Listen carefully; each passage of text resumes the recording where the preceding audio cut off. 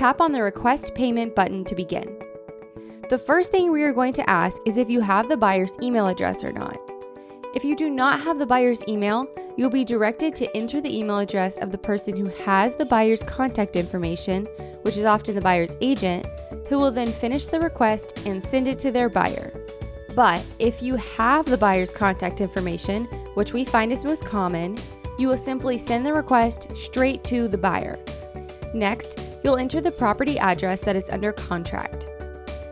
Options will populate from Google Maps as you type, saving you even more time in your request process. You can select a suggested address or continue typing to enter a custom address. Make sure the entire address is correct, then tap Confirm Address. The next page is where you'll enter the earnest money amount that you are requesting from the buyer. Then tap Continue. Then you'll enter the buyer's email address. Feel free to share your contacts with Earnest. We will never share them, and this allows your contacts to automatically populate when you're entering an email address. Then you'll be prompted to enter the name of your escrow holder. Again, options will populate as you type, and you will select the correct escrow account.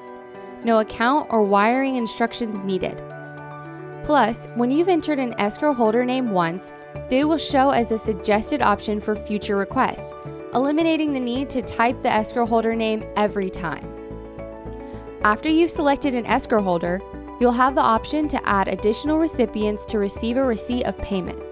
With Earnest, once the buyer authorizes their earnest payment, we'll automatically send a receipt of payment to the buyer, the escrow holder, and the agent who made the payment request. If you would like to add any additional parties to receive the receipt of payment, you can add their email right here. Then you'll click Finish Setup. You will now have an opportunity to review the request you created and make sure everything is correct. Listed here is the property address, the earnest money amount that you are requesting, the escrow holder, and who will be notified of this payment. When everything looks good, swipe the bar to send the request. Another educational piece will pop up and give you more information about your request. Tapping Got It will take you straight to your tracking details. This is something that is totally new to the industry and one of the coolest features about the Earnest app. If you tap on any of the requests in your log, you can see its activity status from requested to deposited.